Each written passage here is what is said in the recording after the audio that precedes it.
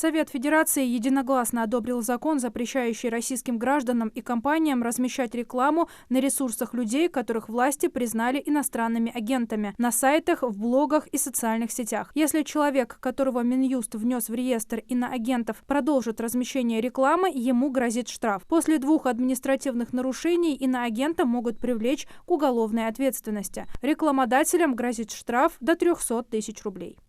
В Малгобеке продолжается строительство Центра социального обслуживания лиц пожилого возраста в рамках реализации нацпроекта «Демография». Сдача объекта в эксплуатацию планируется до конца текущего года. Напомню, возведение центра стартовало в 2022 году.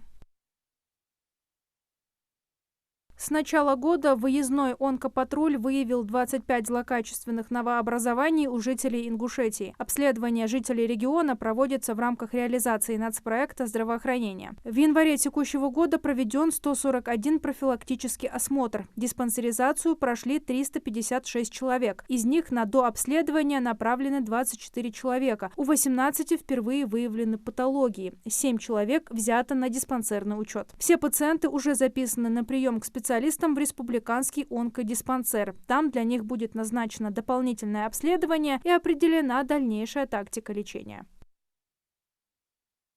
В Ингушетии проведена проверка рек и мостов на готовность к паводковому периоду. Обследовано состояние гидротехнических сооружений на реках Аса, Яндырка, Назрановка, Камбелеевка, Сурхахинка, Сунжа, Ачалучка, а также на Алханчуртском канале.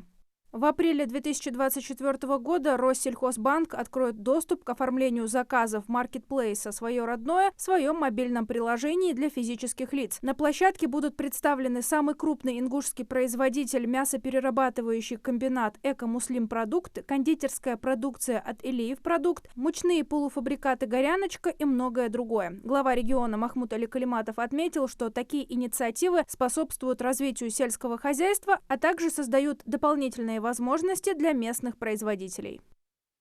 Доходы населения от предпринимательской деятельности по статистике Росстата в 2023 году достигли 6 триллионов рублей, показав рост в номинальном выражении на 32% к 2022 году, а в реальном почти на 25%. Их доля в общих денежных доходах населения составила 6,8% по итогам года, что является максимальным показателем с 2014 года. По итогам 2022 года доля предпринимательских доходов оценивалась в 5,7%, как и в 2021 году.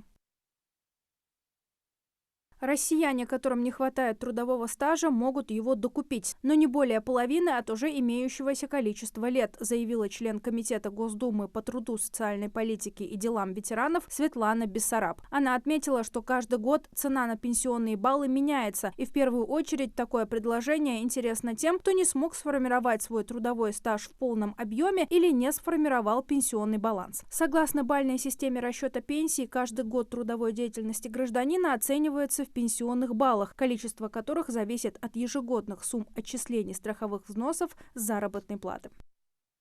Как проверить себя в списке избирателей? Избирательный бюллетень для голосования выдается только тем гражданам, которые были включены в список избирателей, поэтому внесение в список важно уточнить заранее. Проверить себя в списке избирателей можно на сайте Центральной избирательной комиссии. На главной странице необходимо открыть вкладку «Избиратели», а затем выбрать цифровые сервисы, после чего нужно будет нажать на раздел «Информирование о включении в список на избирательном участке» участки референдума. В открывшемся окне избирателю нужно будет указать фамилию, имя, отчество, год рождения, адрес места жительства и электронную почту, куда в течение суток придет ответ на запрос.